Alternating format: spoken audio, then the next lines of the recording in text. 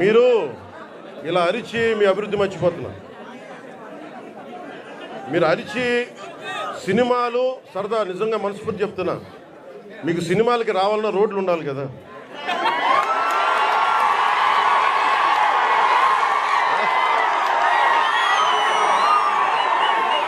అలాగే మీరు ఉపాధి అవకాశాలు కావాలన్నా డబ్బులు ఉండాలి. డబ్బులు రావాలంటే ఎక్కడి నుంచి చేస్తాం? వెనకాల పెరట్లో చెట్లు కొడితే డబ్బులు వస్తాయా? మనం ఏదో స్కిల్ నేర్చుకోవాలి, ఒక సమర్థత ఉండాలి. దానికోసం మనం సంపూర్ణమైన ప్రయత్నం చేస్తూ ఉన్నాం. నేను మీకు ఈరోజు మాటిస్తున్నా, నేను 2017లో చెప్పినప్పుడు మాట ఇచ్చాం, వెనక్కి వెళ్ళాం, నిలబడ్డాం. అలాగే ఈ రోజున ఇంకో మాట ఇస్తున్నాం.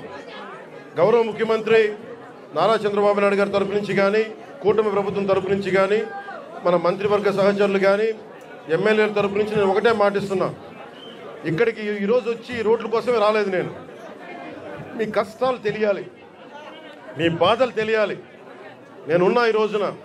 అలాగే యువతకి ఉపాధి అవకాశాలు కల్పించాలంటే మీకు ఎలాంటి స్కిల్ మీకు కావాలి, ఇది నేను ఒక 5 సంవత్సరాలు చెప్పట్లా. వచ్చే సంవత్సరం లోపే మీకు ఏమి చేస్తే ఇక్కడ బాగుంటుందో అనేది నేను 3 పర్యాయాలు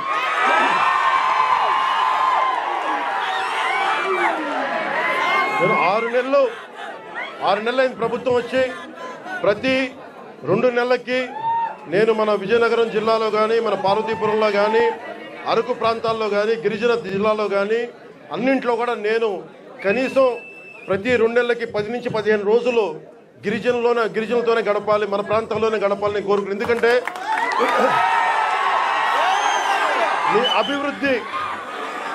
మీ అభివృద్ధి నాకు చాలా అవసరం. మీరు ఆనందంతో ఉండాలి.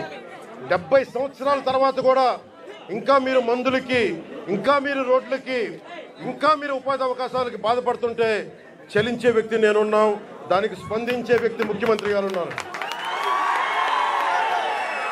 మా ఇద్దరి బాధకి మీకు న్యాయం చేయడానికి నరేంద్ర మోదీ గారు ఉన్నారు. మేమందరం, మేము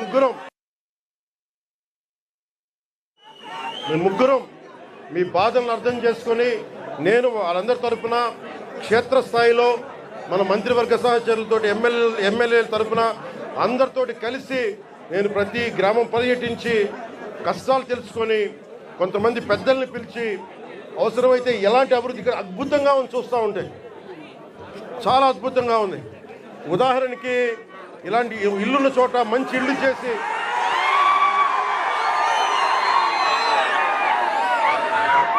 మీతో మాట్లాడి, ఇక్కడున్న అందరితో మాట్లాడి,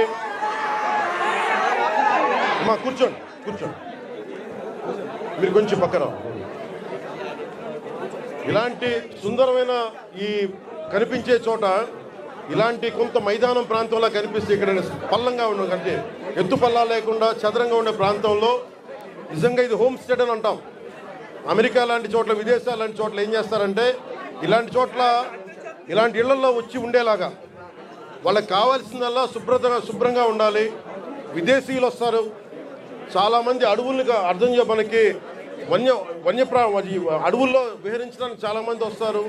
మనకి తద్వారా ఉపాధి అవకాశాలు వస్తాయి, చేతిలో 4 డబ్బులు వస్తాయి. మీరు కూర్చోబెట్టి ఈ మనకి పర్యావరణం కోసం పరిశోధించే శాస్త్రవేత్తలు చాలా మంది ఉన్నారు. వాళ్ళందరికీ వచ్చి ఉండాలి అంటే మీరుండే ఇళ్లలోనే. తర్వాత మనకి ప్రకృతికి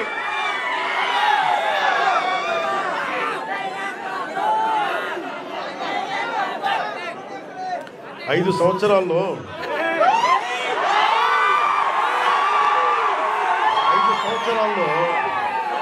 గత ప్రభుత్వం చేసిన తప్పుల్ని ఎండగట్టి గుర్తుపోయింది.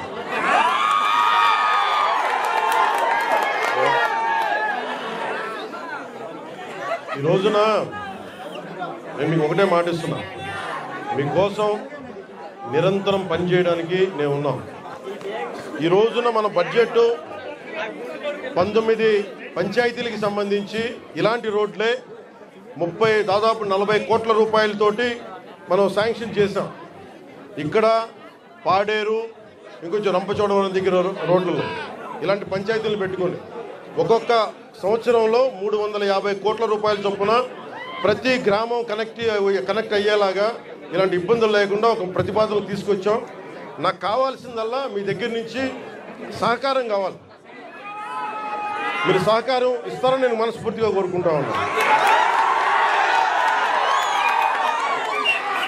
ఎందుకంటే మనం విజయనగరం జిల్లా చూస్తూ ఉంటే, ఉమ్మడి విజయనగరం జిల్లా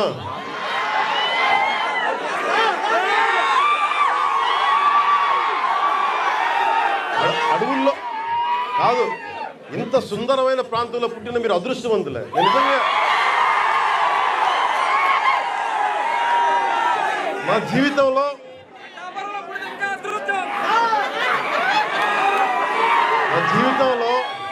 నేను ఎప్పుడు అసూయపడలా.